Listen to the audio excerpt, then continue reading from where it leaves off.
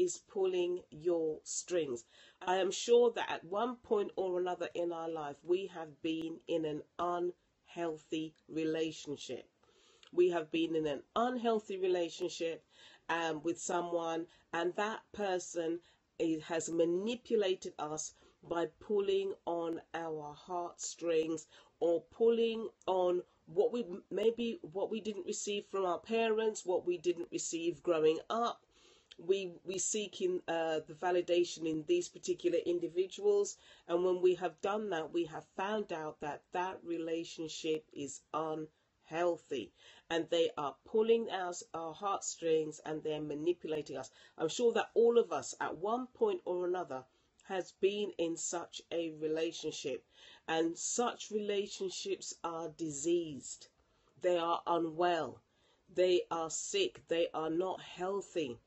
So I'm just going to share with you some few tips that you can look out for to make sure that the relationships that you're currently in, or the ones that you're going to go forward with, that they are healthy. Yes, because when you're in an unhealthy relationship, you receive the disease from the other person you are in a relationship with, and they can make you feel worse. Okay, so let me give you some tips first of all, to just some indicators for you to see what a healthy relationship is. Now, the first thing is that a healthy relationship takes work. One person in a relationship or a friendship should not be doing all the work to maintain the health of the relationship. And this kind of thing can happen quite a bit if you're married, or if you have a long-time friend. They try to put the responsibility on you to keep it healthy, and it doesn't work like that. Marriage is a balanced weight. It is a balanced weight, and if one person is doing all the work, then that is not a balanced weight, and that needs to be looked at. Relationships must be balanced. You give, I give. You take, I take. Everything is balanced. So a healthy relationship must have balance and must have a shared responsibility.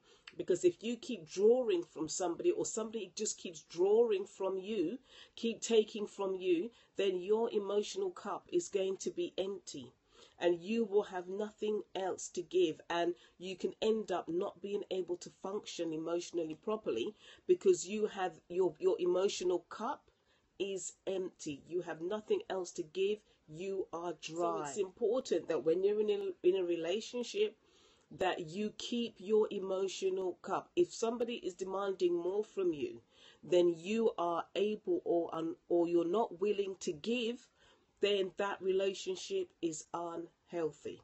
Okay, so that's the first thing. The second thing that's really important about maintaining a healthy relationship is we have to understand that men and women think differently. Men tend to be more logical. Women, we tend to lead a bit more with the emotions. But men and women think differently. And before you even enter a relationship, you decide you're going to get married or anything like that, you have to understand how the other person thinks. Okay, if you're a woman, I see a lot of women. I mean, for you to understand how somebody of the opposite sex thinks. There's so many women. Oh, I want to marry man. Do you understand how men function? Do you understand that if they see this pen, that they can relate differently to this pen than a woman will be? Because of the way they think. You have to understand how men think about certain situations.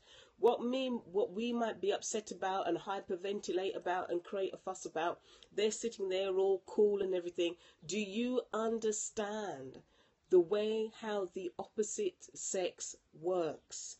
Do you understand how a woman functions? Do you understand how a man functions?